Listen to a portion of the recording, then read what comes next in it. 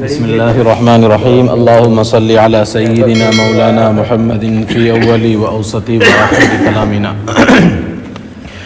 9 ہجری ہم پڑھ رہے تھے۔ 9 ہجری میں ایک واقعہ جو ہوا ہے آخر میں وہ یہ کہ اللہ کے رسول صلی اللہ علیہ وسلم نے حضرت معاذ ابن جبل کو اور حضرت ابو موسیٰ اشعری رضی اللہ تعالیٰ عنہما کو، ان دونوں صحابی کو یمن کی طرف بھیجا ہے۔ یمن کے جو مغرب کا حصہ تھا اس کی طرف حضرت معاذ کو بھیجا ہے، جو یمن کا مشرقی حصہ تھا، اور اس کی طرف حضرت ابو موسیٰ اشعری رضی اللہ تعالیٰ عنہ کو بھیجا ہے۔ تو بھیجنے کی آپ کی ترتیب کیا تھی؟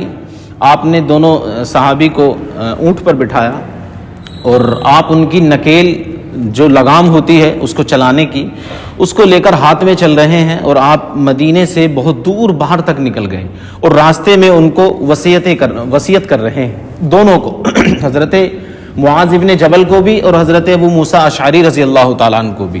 حضرت معاذ اور روایت کرتے ہیں کہ اللہ کے رسول صلی اللہ علیہ وسلم نے کیا چیزیں ارشاد فرمائی۔ تو اللہ کے رسول نے کہا کہ اے معاذ، جس قوم کی طرف تم جا رہے ہو وہ عیسائی لوگ ہیں، تم جانتے ہو، تو سب سے پہلے ان کو فدعوہم اشہد ان لا الہ الا اللہ اشہد ان محمد رسول اللہ، فدعوہم اشہد ان لا الہ الا اللہ وان محمد رسول اللہ۔ تو سب سے پہلے تم ان کو اس چیز کی طرف بلانا کہ اللہ ایک ہے اور رسول محمد صلی اللہ علیہ وسلم اس کے رسول ہیں۔ جب وہ ان سب باتوں کو مان لیں فَإِنَّهُمْ أَطَاعُوا لَكَ بِذَلِكَ، جب وہ ان سب باتوں کو مان لیں کہ اللہ کو ایک مان لیں اور رسول کی رسالت کا اقرار کر لیں، تو اب انہیں بتانا کہ اللہ تبارک تعالیٰ نے تمہارے اوپر دن میں 5 وقت کی نمازیں فرض کی ہیں۔ اے معاذ فَدْعُوهُمْ أَطَاعُوا لَكَ بِذَلِكَ، جب وہ ان باتوں کو بھی مان لیں کہ 5 نمازیں پڑھنے لگیں، تو اب ان کو بتانا کہ اللہ نے تمہارے اوپر زکوٰۃ فرض کی ہے۔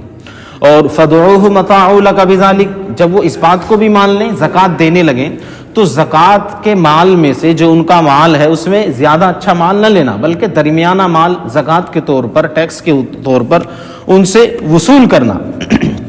پھر اللہ کے رسول نے ان کو ایک وصیت اور فرمائی، ایک نصیحت، واتقی دعوت المظلوم، کہ مظلوم کی آہ سے بچنا، کہ مظلوم کی آہ جو ہے اللہ کے رسول فرما رہے ہیں کہ ڈائریکٹ اللہ تک پہنچتی ہے۔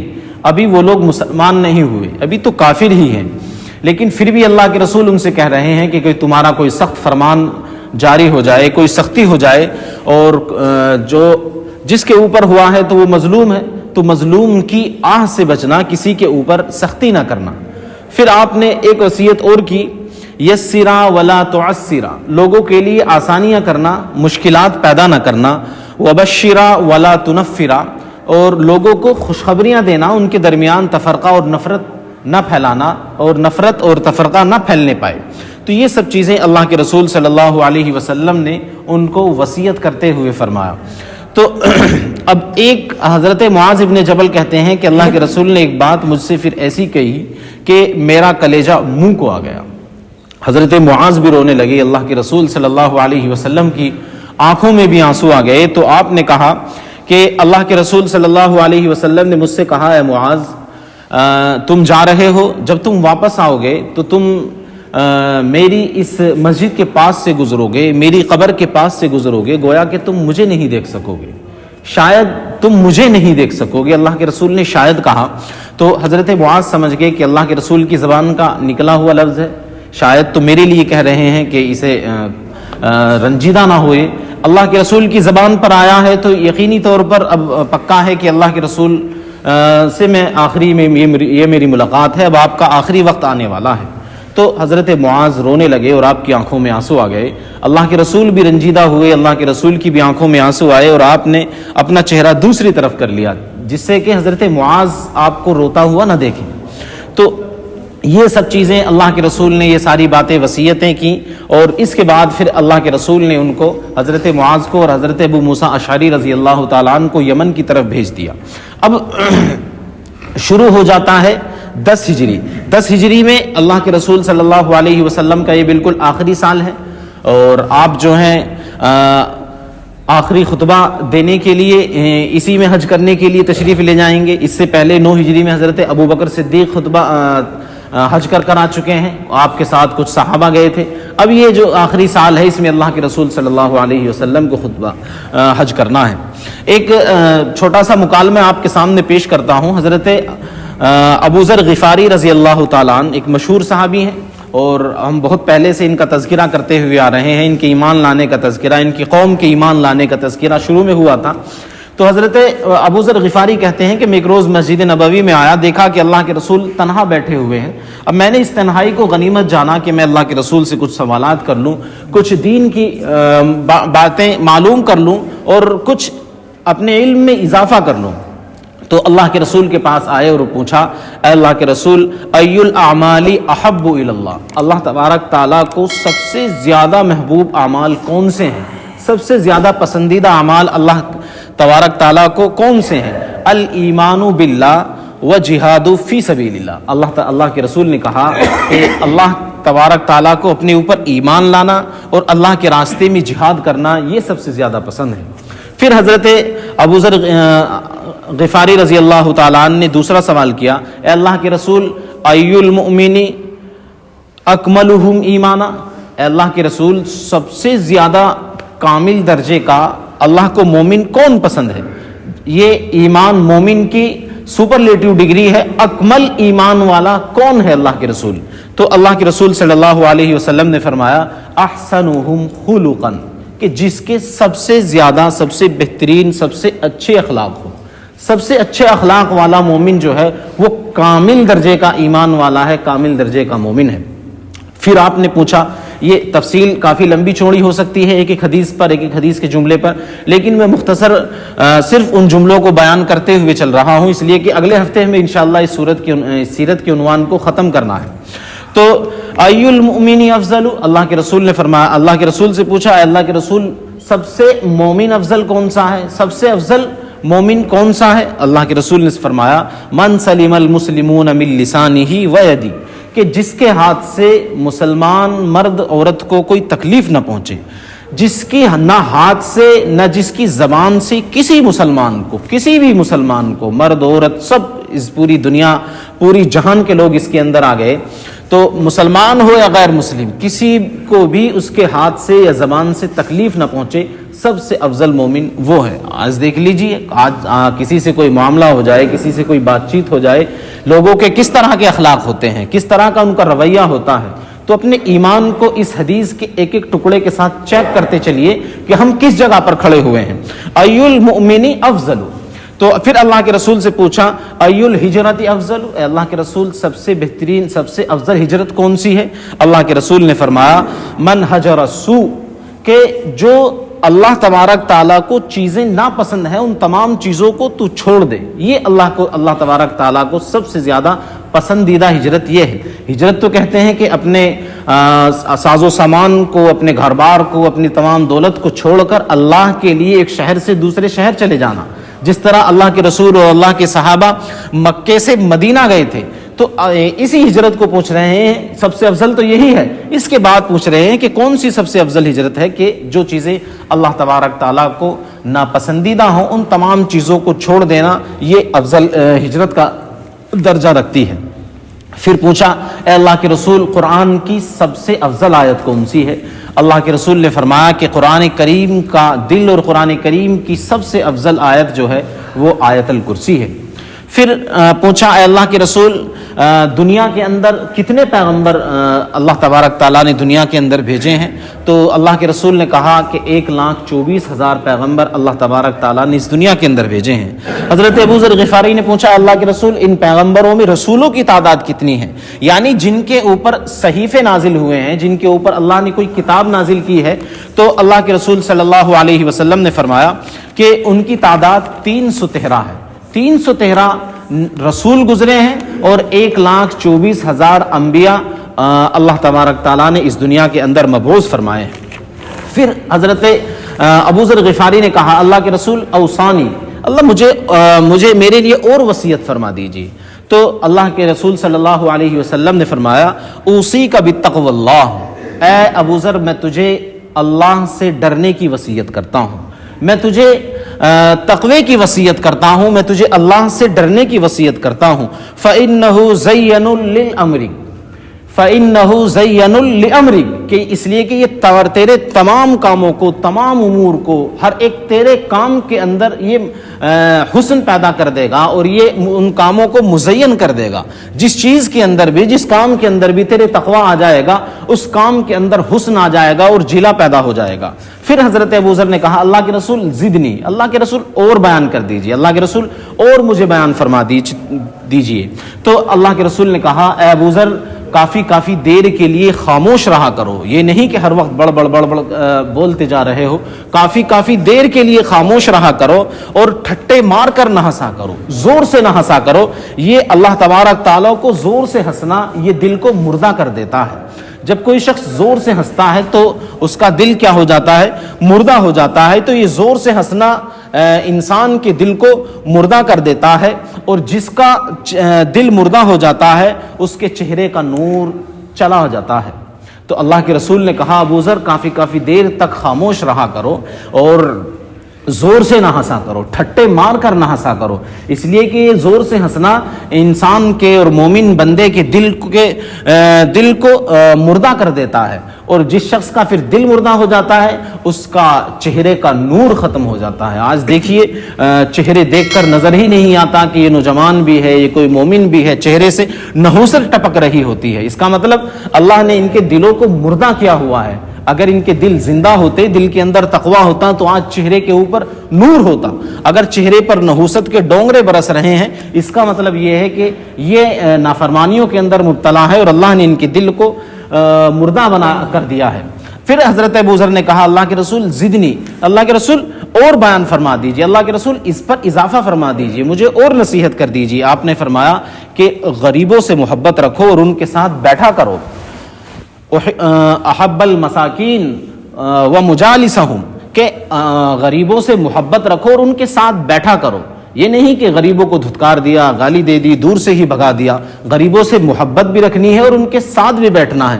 آج دنیا کا معاملہ اور لوگوں کا بیہیویئر دیکھ لیجئے کہ وہ کہتے ہیں کہ بھی لوگ امیروں کے ساتھ بیٹھا کرو، جو تمہاری ڈگری ہے اس سے اوپر کے لوگوں کے ساتھ بیٹھو، جس سے کہ تمہیں پتہ چل سکے کہ مارکیٹ میں کس طرح کا کاروبار چل رہا ہے، وہ لوگ کس طرح سے اٹھتے بیٹھتے ہیں، ان کے کاروبار کا انداز کس طرح کا ہے، وہ کس طرح ایک دوسرے سے لوگوں سے گفتگو کرتے ہیں۔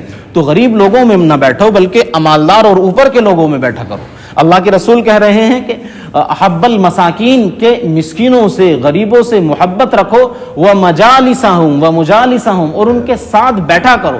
آج کی دنیا بالکل اس کا الٹا کر رہی ہے، امیر ہو یا غریب، ہر چیز، ہر ایک شخص اس کے اندر پڑا ہوا ہے۔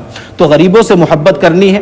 اللہ کے رسول سے پھر حضرت ابوذر نے کہا کہ زدنی، اللہ کے رسول اس کے اوپر اور اضافہ فرما دیجئے۔ تو کہا قل الحق ولو کان مرا، اے ابوذر حق بات کہو، چاہے کتنی ہی کڑوی ہو، چاہے کتنی ہی کڑوی بات ہو، وہ تمہیں حق کہنی ہے، چاہے کوئی بھی ہو، کتنا ہی بڑا آدمی ہو، کتنا ہی اس کو بری لگے، تمہیں اپنے پیغام کو جو اللہ تبارک تعالیٰ نے تمہارے سپرد کیا ہے، جس کی تمہارے اوپر ذمہ داری ہے، اس کو ہر حال میں پہنچا دینا ہے، اور سچا اور پوری طرح سے پہنچا دینا ہے۔ تو حق بات کہنی ہے چاہے کتنی ہی کڑوی ہو۔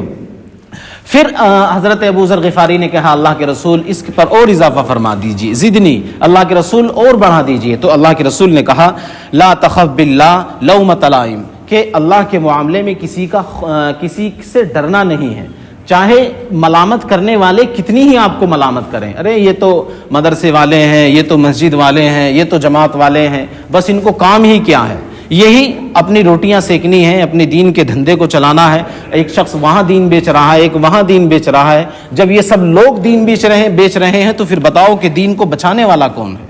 تو اگرچہ لوگ کتنی ہی ملامت کریں، لیکن اللہ کے معاملے میں ملامت کرنے والوں کی ملامت کا تمہیں کوئی ڈر اور خوف نہیں کرنا ہے، تمہیں اپنی حق بات کو ان تک پہنچانا ہے۔ تو یہ بڑا زبردست مکالمہ اللہ کے رسول صلی اللہ علیہ وسلم نے حضرت ابوذر غفاری کے سامنے سے جو سوالات کے ذریعے سے کیا ہے۔ تو آج کل ہمارے جو لوگوں کا رویہ ہے، ہم لوگ بزرگوں کے پاس جاتے ہیں، کسی کے پاس پہنچتے ہیں تو ہمیں کیا ہوتا ہے، کوئی دین کی بات پتہ چل جائے، کوئی دین کا مسئلہ معلوم ہو جائے، یہ ہمارے دل کے اندر خیال نہیں ہوتا، بلکہ کوئی تعویذ لکھوا لیا، کسی کے متعلق ایسی بات پوچھ لی کہ جی فلاں تو فلاں برائی کرتا ہے، اپنے متعلق نہیں پوچھیں گے مجھ میں یہ خرابیاں ہیں تو میں اس کو صحیح کرنے کے لیے کیا کروں، اللہ سے تعلق جوڑنے کے لیے میں کون سے اعمال کروں، اب میرے اچھے اخلاق ہو جائیں میں کون سے اعمال کروں۔ تو آج کل بزرگوں کے پاس پہنچ کر ہماری یہ سب چیزیں نہیں ہوتی کہ دین کے بارے میں پوچھ لیں، بلکہ ایک دوسرے کی باتیں کر رہے ہوتے ہیں، تعویذ مانگ رہے ہوتے ہیں، اور زیادہ سے زیادہ میرے فلاں حالات خراب ہیں، کاروبار یہ ہے وہ ہے، اس کے لیے دعا کرا لیتے ہیں، لیکن دین سیکھنے کے لیے آج کل کوئی نہیں آتا، کوئی نہیں بزرگوں کے پاس پہنچتا۔ تو لیکن حضرت صحابہ کرام کا معاملہ دیکھیے، صحابہ کی اپروچ دیکھیے کہ کہاں اللہ کے رسول کو دیکھا کہ تنہا بیٹھے ہوئے ہیں، میں ان سے دین حاصل کر رہا ہوں، میں اپنے معاملات کو صحیح کر لوں، اپنی بات چیت اللہ کے رسول سے اسی طرح کی کر رہے ہیں جو اپنے آپ کو فائدہ دے۔ پھر اللہ کے رسول صلی اللہ علیہ وسلم 25 ذی قعدہ جو 10 ہجری کا آخری مہینہ ہے، 11واں مہینہ ہے عربی مہینوں کا، 25 ذی قعدہ ہفتے کے دن اللہ کے رسول نے مسجد نبوی میں ظہر کی نماز پڑھی ہے، اور ظہر کی نماز پڑھنے کے بعد آپ مکے کی طرف نکلے ہیں۔ آپ نے کچھ دور چلے، 8 یا 9 کلومیٹر آپ چلنے کے بعد ذوالحلیفہ آتا ہے، اور جب آپ وہاں پہنچے تو آپ نے رات کا قیام کیا، وہاں پر پڑاؤ ڈال دیا، اور صحابہ کرام سب یہاں پر ٹھہر گئے، اور آپ اللہ کے رسول صلی اللہ علیہ وسلم، آپ نے مشہور واقعہ سن رکھا ہوگا کہ آپ اپنی والدہ کی قبر پر پہنچے ہیں، اور ساری رات قبر پر 2 زانوں بیٹھ کر اور سر کو اپنے گھٹنوں میں ڈال کر آپ ساری رات روتے رہے، اور اپنی ماں سے بچھڑنے کے غم کو اور ایک ماں کے نہ ہونے کے درد کو ساری رات اپنے آنسوؤں کے ذریعے سے اللہ کے رسول بیان کرتے رہے، اور اس درد کو محسوس کرتے رہے جو آپ نے 4 سال کی عمر میں ماں کی والدہ سے ماں کی مامتا کو چھیننے کا اور ماں سے دور ہونے کے غم کو آپ نے برداشت کیا تھا۔ وہ آج بھی اسی طرح زندہ تھا۔ آپ کے تقریباً 60 سال ہونے کو جا رہے ہیں، 59 یا 60 سال قریب آپ کو ہونے کو جا رہے ہیں والدہ کے انتقال کو، اور آج بھی وہ غم ایسا ہی ہے جیسا کہ بچپن میں 4 سال کی عمر میں اللہ کے رسول کا تھا۔ تو آپ نے پھر یہاں سے کوچ کیا ہے، تو آپ 8 رات چلتے ہوئے مکے کے اندر پہنچے ہیں۔ اتوار کے دن آپ مکے میں پہنچے، 8 راتوں کا یہ سفر تھا۔ سب سے پہلے آپ نے حجر اسود کو بوسہ دیا۔ حجر اسود کو جب آپ بوسہ دے کر آپ نے طواف شروع کیا۔ طواف آپ اس طرح کر رہے تھے کہ یہ جو الٹا ہاتھ ہوتا ہے لیفٹ سائیڈ، یہ خانہ کعبہ کی طرف تھی، ادھر سے نہیں بلکہ ایسے اللہ کے رسول نے چکر لگانے شروع کیے، اور یہ جو بائیں سائیڈ ہے، لیفٹ سائیڈ ہے، یہ اللہ کے رسول کی خانہ کعبہ کی طرف ہوتی تھی۔ تو آپ نے پورا طواف کیا۔ طواف کے بعد جب طواف پورا ہو گیا تو آپ مقام ابراہیم پر آئے۔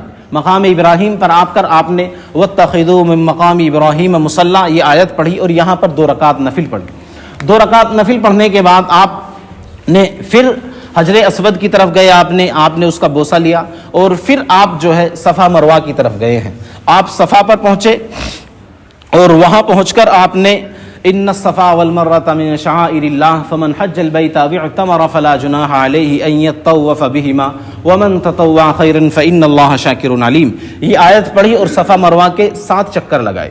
7 چکر آپ لگا کر جب فارغ ہو گئے تو یعنی کہ یہ جو پورا طریقہ میں نے اللہ کے رسول کا مکے آنے کے بعد جو آپ نے حرم کے اندر اپنے ایکٹیویٹیز کی ہیں، یہ سب چیزیں، یہ طریقہ وہ ہے جو ایک عمرہ کرنے والا شخص کرتا ہے، یعنی کہ اس کا طواف پورا ہو گیا۔ یہ وہی ارکان ہے جو طواف کے اندر کیے جاتے ہیں۔ اگر کسی شخص کو جانا ہے اور اس کو یہ جانکاری لینی ہے کہ جی طواف کس طرح ہوتا ہے، تو یہ سب چیزیں اس کے اندر کی جاتی ہیں جو میں نے آپ کے سامنے اللہ کے رسول کی بیان کی۔ اب اس کے بعد اللہ کے رسول صلی اللہ علیہ وسلم نے یہاں سے 8 ذی الحجہ تک آپ مکے ہی میں رہے ہیں۔ اس عمرے کے بعد کچھ سیرت نگار کہتے ہیں کہ آپ نے احرام کی چادریں اتار دی تھی، کچھ کہتے ہیں کہ آپ نے نہیں اتاری تھی بلکہ آپ انہی میں رہے۔ تو جو لوگ قربانی لے کر آئے ہوئے تھے ان لوگوں نے احرام نہیں اتارا، اور اسی احرام کے اندر دوسرے ارکان اور نمازوں کے اندر رہے۔ پھر 8 ذی الحجہ کو اللہ کے رسول صلی اللہ علیہ وسلم مینا کی طرف نکلے ہیں، حرم سے، مکے سے جب آپ مینا جا رہے تھے تو صحابہ کرام اللہ کے رسول لبیک اللہم لبیک لا شریک لک لبیک ان الحمد والنعمت لک والملک لا شریک لک، یہ تلبیہ بہت زور کے ساتھ اللہ کے رسول اور آپ کے اصحاب مینا کی طرف جا رہے ہیں اور پڑھتے ہوئے جا رہے تھے. میں نے پہلے بھی بتایا تھا کہ اللہ تبارک تعالیٰ کو دنیا کی آوازوں میں جو سب سے زیادہ پسندیدہ آوازیں ہیں وہ یہ تلبیہ ہے. جب حاجی اور عمرہ کرنے والے لبیک اللہم لبیک یہ پورا تلبیہ پڑھتے ہیں، یا مؤذن کی اذان ہے، یا پھر اس کے بعد جو مجاہد اللہ کے راستے میں نکلتے ہیں اور جب راستے میں اور سفر میں چلتے ہیں تو نعرہ تکبیر اللہ اکبر بلند کرتے ہیں. تو یہ آوازیں اللہ تبارک تعالیٰ کو دنیا کی آوازوں میں سب سے زیادہ پسندیدہ ہیں اور سب سے زیادہ محبوب ہیں. تو زور کے ساتھ صحابہ کرام تلبیہ پڑھتے ہوئے جا رہے ہیں، تکبیر پڑھتے ہوئے جا رہے تھے. پھر آپ مینا پہنچے ہیں اور مینا کے اندر آپ نے ظہر کی نماز پڑھی ہے، عصر کی، مغرب کی، عشاء کی نماز پڑھ کر آپ نے رات ہی کے اندر وہاں قیام کیا. قیام کے بعد آپ نے پھر فجر کی نماز پڑھی. رات گزارنے کے بعد فجر کی نماز کے بعد سورج جب طلوع ہو گیا، سورج ہلکا سا نکلا، تو آپ نے وہاں سے سفر شروع کیا اور آپ عرفات میں تشریف لائے. عرفات میں جب آپ تشریف لائے تو سورج نکل چکا تھا. آپ نے وہاں پر دعائیں کی اور تمام صحابہ کرام پہنچ گئے اور آپ نے انتظار کیا کہ سورج تھوڑا ڈھل جائے. جب سورج ڈھل گیا اور زوال ہو گیا اور زوال سے تھوڑا سا ہلکا سورج ڈھلنے لگا تو اللہ کے رسول صلی اللہ علیہ وسلم نے اپنی اونٹنی منگوائی. اور جو آپ کی آج قصوہ نام جو آپ بہت سے آج کل ہمارے نوجوان اپنی گاڑیوں پر لگاتے ہیں تو وہ اسی محبت میں لگاتے ہیں کہ اللہ کے رسول کی اونٹنی قصوہ تھی، بہت مشہور اونٹنی ہے. اس اونٹنی کو اللہ کے رسول نے بلوایا اور اس پر کجاوا کسا گیا. اللہ کے رسول صلی اللہ علیہ وسلم اس اونٹنی پر تشریف فرما ہوئے. اس پر بیٹھنے کے بعد آپ جو عرفات کی وادی ہے، پورا گراؤنڈ اور میدان ہے، اس کے بیچ پہنچے. اس میدان میں بیچ میدان میں پہنچ کر اللہ کے رسول صلی اللہ علیہ وسلم نے اپنے صحابہ کو جمع کیا اور سب کو کہا کہ قریب قریب ہو جاؤ اور اکٹھا ہو جاؤ. تو یہ خطبہ جو اللہ کے رسول صلی اللہ علیہ وسلم اب دے رہے ہیں، یہ آپ کی زندگی کا پوری شریعت کا خلاصہ بیان کرنے جا رہے ہیں. اور یہ جو اجتماع ہوا ہے یہ اللہ کے رسول صلی اللہ علیہ وسلم کی زندگی کا سب سے بڑا اجتماع ہے. اتنے صحابہ، اتنے لوگ ایک ساتھ کبھی اکٹھا نہیں ہوئے. جب اللہ کے رسول 25 ذی القعدہ کو مدینے سے چل رہے ہیں تو چاروں طرف اعلان کرا دیا گیا تھا کہ اللہ کے رسول حج کے لیے جا رہے ہیں. تو ہر ایک شخص چاہتا تھا کہ میں اللہ کے رسول کے ساتھ حج کے لیے نکلوں اور آپ کو دیکھ لوں کہ آپ کس طرح سے ارکان ادا کر رہے ہیں، کس طرح سے آپ حج کو ادا کر رہے ہیں. تو سب لوگ اکٹھے ہو کر نکلے، جھنڈ کے جھنڈ لگ گئے حاجیوں کے اور ٹھٹ کے ٹھٹ لگ گئے. اور پورا مجمع اس طرح کا تھا کہ دور تک آنکھوں انسانوں کا سمندر نظر آتا تھا. تو یہ جو صحابہ کرام مکے پہنچے ہیں قرب و جوار سے، دور دراز سے، جو ادھر ادھر تھے صحابہ وہ سب آ گئے. یہاں تک کہ یمن اللہ کے رسول نے حضرت علی کو بھیجا ہوا تھا 300 صحابہ کے ساتھ. حضرت علی بھی اپنا کام نمٹا کر واپس مکے کی طرف آ رہے ہیں اللہ کے رسول کے ساتھ آخری حج کرنے کے لیے. تو یہ جو صحابہ کرام کی تعداد ہے یہ 1 لاکھ سے زیادہ ہے اور 1.5 لاکھ تک ہے. قریب 1,40,42,000 لوگ یہاں عرفات کے میدان میں اس وقت جمع ہیں. 1,40,42,000 لوگوں کو اللہ کے رسول صلی اللہ علیہ وسلم اب خطبہ ارشاد فرما رہے ہیں، تقریر کر رہے ہیں جو اسلام کی ایک زبردست تقریر ہے اور اللہ کے رسول کا ایک اسلام کا منشور ہے جو اللہ کے رسول نے اس خطبے کی شکل میں بیان فرمایا. آپ نے سب سے پہلے یہ خطبہ تو بہت لمبا چوڑا ہے، تقریباً 5 گھنٹے کا قریب یہ اللہ کے رسول صلی اللہ علیہ وسلم کا خطبہ ہے. اور ابھی کچھ لوگوں نے پیچھے 2 مہینے پہلے دعویٰ کیا تھا کہ ہم نے اللہ کے رسول کے اس خطبے کی ریکارڈنگ کر لی ہے. ریت کے اندر ان کا کہنا ہے کہ سائنس کا کہنا ہے کہ ریت کے اندر آوازیں رہ جاتی ہیں اور ان کو بعد میں تلاش کیا جا سکتا ہے، نکالا جا سکتا ہے. تو فرانس کی کسی کمپنی نے بھی ابھی دعویٰ کیا تھا کہ ہم نے خطبہ حجۃ الوداع کی ریکارڈنگ کر لی ہے اور ہم اس کو بھی صاف کر رہے ہیں اور جب اس کی آواز صاف ہو جائے گی تو تقریباً سن 2030 تک ہم اس کام سے فارغ ہو جائیں گے اور اس کو منظر عام پر آئے. خیر یہ بحث نہیں کہ انہوں نے ریکارڈنگ کی ہے یا نہیں کی ہے. تو یہ اس طرح کا خطبہ ہے کہ اس کو غیر بھی چاہتے ہیں کہ اللہ کے رسول نے کیا بیان کیا، ہم بھی اس کے بارے میں جانیں کہ اللہ کے رسول نے اپنے آخری خطبے کے اندر کیا بیان کیا تھا. تو اللہ کے رسول نے جو یہ لمبا چوڑا خطبہ بیان کیا ہے 5 گھنٹے تک اس میں امت کے لیے دعا کی اور لمبی چوڑی تقریر فرمائی. تو چند عنوانات میں مختصر وقت ہے آپ کے سامنے بیان کرنے کی کوشش کر رہا ہوں. اللہ کے رسول نے سب سے پہلے قتل و غارت گیری کو بیان کیا کہ جو جنگیں زمانوں سے چلی ہوئی آ رہی ہیں، کسی کے باپ دادا نے کسی کی اولاد کو قتل کر دیا تھا، اب جن کا قتل ہوا ہے ان کے اوپر لازم ہوتا تھا کہ ہمیں اپنا بدلہ لینا ہے، چاہے پوری نسل تباہ ہو جائے، چاہے پورا خاندان مٹ جائے، تو اس کا بدلہ لیے بغیر وہ نہیں رہا کرتے تھے، وہ ان کے اوپر عار اور شرم ہوتی تھی کہ اگر کسی کا بدلہ نہ لیا جائے۔ تو اللہ کے رسول نے کہا کہ میرے چچا کے بیٹے کو قتل کیا گیا تھا، اور فضیل نامی لوگوں نے جو قتل کیا تھا، فضیل قبیلے نے جو قتل کیا تھا، میں اپنے چچا کے اس بیٹے کے قتل کو معاف کرتا ہوں کہ اس کا بدلہ اب قیامت تک کبھی نہیں لیا جائے گا۔ اللہ کے رسول نے اپنی ذات سے شروع کیا کہ میں اپنے خاندان کا خون معاف کرتا ہوں، اب تمام مسلمانوں کے مال، تمام مسلمانوں کی جان اسی طرح محترم ہے جس طرح یہ دن محترم ہے، جس طرح یہ خانہ کعبہ محترم ہے، جس طرح یہ شہر محترم ہے، اور جس طرح اس زمین کا احترام کیا جاتا ہے، اسی طرح تمام مسلمانوں کا احترام کیا جائے گا، تمام مسلمانوں کے مال کا احترام کیا جائے گا۔ جس طرح خانہ کعبہ کے اندر ذرا سی بھی کوئی بگاڑ کرنا اور اس کے شہید کرانا اور اس کو گرانے کی پلاننگ کرنا، یہ اسی طرح سے ہے جس طرح کسی مسلمان کو تکلیف دینے کے برابر ہے۔ اگر کوئی مسلمان کو تکلیف دے رہا ہے، گویا کہ وہ خانہ کعبہ کو ڈھانے کی اور گرانے کی کوشش کر رہا ہے۔ تو تمام مسلمان اور ان کے مال اسی طرح محفوظ ہیں اور اسی طرح مکرم ہیں جس طرح یہ شہر اور یہ مدینہ اور یہ مکہ اور یہ شہر، یہ مہینہ اور یہ گھڑی محترم ہے۔ پھر اللہ کے رسول نے کہا کہ جن لوگوں کے پاس امانتیں ہیں وہ اپنی امانتوں کو لوٹا دیں، اور جن کے پاس رکھی ہوئی ہیں، جن لوگوں کی امانت ہے ان کو پوری کی پوری ادا کر دیں، اس میں کچھ بھی ذرہ برابر کمی نہ کریں، اور اس کا مال اس کے پاس ہے، دوسرے کا مال اس کے پاس ہے، جس کے پاس بھی جس کا مال ہے وہ سب لوٹا دیں، امانتیں رکھی ہوئی ہیں تو وہ ان کو بھی لوٹا دیں۔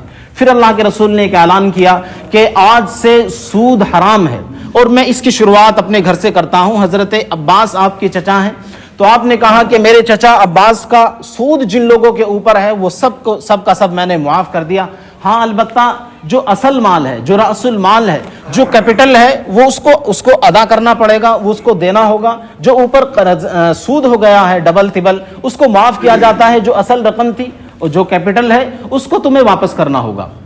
تو آج سے تمام دنیا کے اندر سود حرام ہے، کوئی سود کی لین دین نہیں کی جائے گی۔ میں اپنے گھر سے اس کی شروعات کرتا ہوں، میں نے تمام لوگوں کا سود معاف کر دیا۔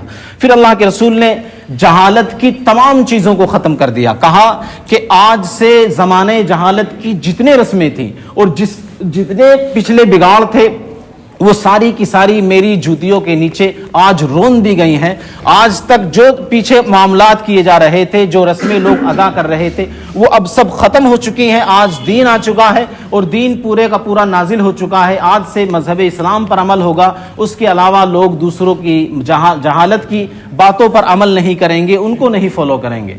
اللہ کے رسول نے پھر کہا کہ شیطان آج مایوس ہو گیا ہے کہ وہ اس سرزمین پر کبھی اس کی پوجا نہیں کی جائے گی، عرب کے اندر کبھی بتوں کی پرستش نہیں ہوگی، یہاں صرف اللہ تبارک تعالیٰ کے حرم کے اندر اللہ کی عبادت کی جائے گی۔ شیطان بھی مایوس ہو گیا ہے کہ وہ یہاں کبھی بتوں کی پوجا نہیں کرا پائے گا۔ مجھے تمہاری توحید کا پورا یقین ہے کہ توحید تمہاری پکی ہے، البتہ میں اس بات سے گھبراتا ہوں کہ دنیا تمہیں آگے چل کر تمہارے اوپر غالب آ جائے گی۔ آج دیکھ لیجیے عرب سارے کا سارا، اللہ کے رسول نے جو یہ حدیث بیان کی، آج سب انہی چیزوں کے اوپر پیچھے جا رہا ہے۔ دنیا جتنی زیادہ سے زیادہ آ جائے، ایک ملک نے اتنی ترقی کی ہے، ہم اس سے بڑی بلڈنگ بنائیں گے، اس سے بڑا شہر بنائیں گے۔ تو پھر اللہ کے رسول نے آگے کہا کہ مسلمان کا بھائی ہے، ایک دوسرے کے احترام اسی طرح کرنا ہے جس طرح تم اپنا کرتے ہو۔ اللہ کے رسول نے اور بہت سی باتیں بیان کی، کہا کہ لوگوں میرے بارے میں بھی تم سے پوچھا جائے گا کہ تمہارے نبی نے تم تک بات صحیح پہنچا دی تھی، بتاؤ کہ میں نے تمہیں پورا پہنچا دیا، تم تک صحیح بات پہنچا دی؟ صحابہ کرام نے کہا اللہ کے رسول تم نے پوری بات پہنچا دی، بلکہ پہنچانے کا حق ادا کر دیا۔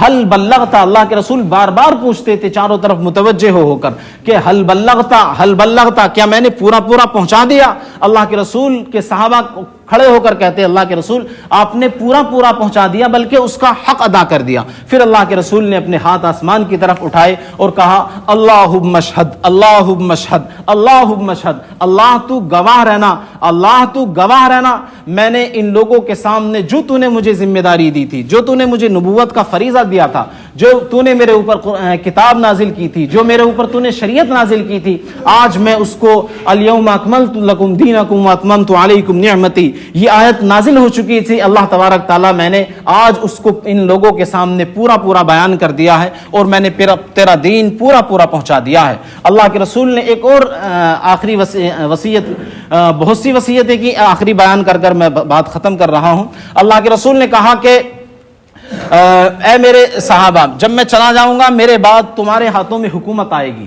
لوگ تمہارے پاس آئیں گے اور کوئی ہدیہ تحفہ لے کر کوئی اسلام کا پیغام لینے حاصل کرنے کے لیے آئے گا, کوئی کسی معاملے میں آئے گا, تو تم ان کا اچھے سے احترام کرنا. جو لوگ جو وفد تمہارے پاس آئیں, جس طرح میں میرے پاس وفد آتے ہیں میں ان کا اکرام کرتا ہوں, کھانے پینے کے لیے پوچھتا ہوں اور ان کو ہدیے تحفے دیتا ہوں, تو جب تمہارے پاس لوگ آئیں تو تم ان کو ہدیے تحفے دینا اور ان کے ساتھ اچھائی کا معاملہ کرنا.